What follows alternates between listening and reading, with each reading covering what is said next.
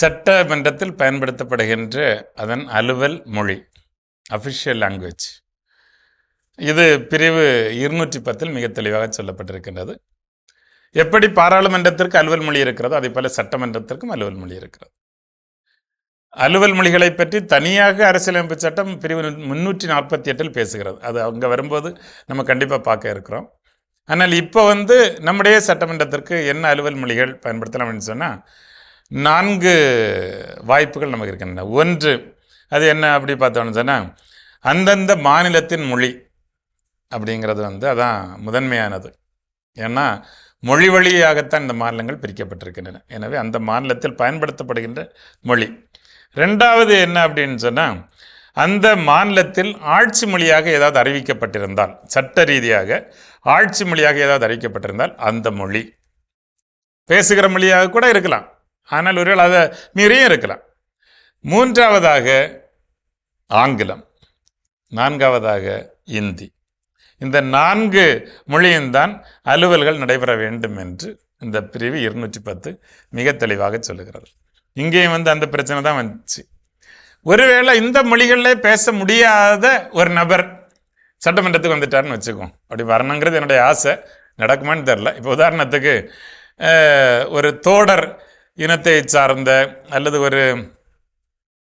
ஏதாவது ஒரு ஆதிவாசி பழங்குடியினத்தை சார்ந்த ஒரு மனிதர் வருகிறார். அவங்க பேசுகிற மொழியே வேறு, ஆனால் தமிழ்நாட்டுக்குள்ளாடி தான் இருக்கிறாங்க. அவர் ஒருவேளை நல்ல சேவை செய்து எம்எல்ஏ வந்துட்டார் அப்படின்னு சொல்லிட்டு சொன்னால் அவருக்கு இந்த மொழி ரெண்டுமே தெரியாது, இங்கிலீஷும் தெரியாது, தமிழும் தெரியாது, இந்தியும் தெரியாது அப்படின்னு சொன்னால் அவருடைய மொழியில் அவர் பேசுவதற்கு சட்டமன்றத்தினுடைய தலைவர், அவருடைய அந்த சபாநாயகர் அனுமதி கொடுக்க வேண்டும் என்று மிக தெளிவாக சொல்லுகிறது. அதே போல் அரசியலமைப்பு சட்டம் துவங்கப்பட்டு 15 ஆண்டுகளுக்கு பிறகு அந்த அல்லது ஆங்கிலம் என்பது நீக்கப்பட வேண்டுங்கிறது இங்கேயும் பொருந்தும் அலுவல் மொழிகளுக்கு. ஆனால் அந்த நேரத்தில் நடந்த பிரச்சனைனால, அந்த நேரத்தில் எல்லோரும் ஒன்று கூடி பேசி ஓரளவு ஒரு ஒத்த கருத்துக்கு வந்ததுனால அலுவல் மொழியாக இன்றைக்கும் ஆங்கிலம் பல மாநிலங்களில் தொடர்கிறது என்பது உண்மை.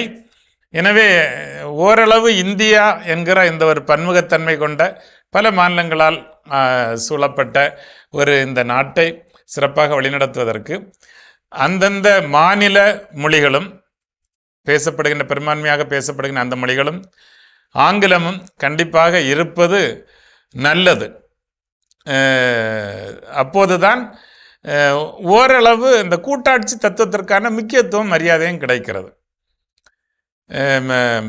ஆங்கிலத்தை ஒரேடியாக ஒழித்து விட்டு நாங்கள் இந்தியை புகுத்தி விடுவோம் அப்படின்னு எல்லாம் இந்தி பேசாத மாநிலங்களின் மீது சொல்ல ஆரம்பித்தாலேயே ஒரு அன்ட்ரஸ்ட், ஒரு அமைதியின்மை உருவாகி விடுகிறது. ஏன் அப்போது ஏன் உத்தரப்பிரதேசத்தில் தமிழ் படிக்கக்கூடாது, ஏன் பீகாரில் மலையாளம் படிக்கக்கூடாது, இப்படிப்பட்ட கேள்விகள் எல்லாம் வருகிறது. ஏன்னா பல நேரங்களில் தமிழ் மீது குறை சொல்கிறவர்கள் சொல்ல காரணம் என்ன, ஏன் இந்தியாவில் இருந்துட்டு ஏன் ஹிந்தி தெரியாது அப்படின்னு சொல்லிட்டு, ஏன் அப்போ இந்தியாவிலேருந்து தமிழ் தெரியக்கூடாது, ஏன் இந்தியாவிலேருந்து மலையாளம் தெரியக்கூடாது அப்படின்னு நம்மளும் கேட்குறதுக்கான நிறைய நமக்கும் இருக்குது. அதனால் ஓரளவு நமக்கு ஒத்துப்போகிற ஏற்கனவே தெரிந்த மொழிகள் இருக்கிற பொழுது அலுவல் மொழியாக அதை பயன்படுத்த வேண்டும்.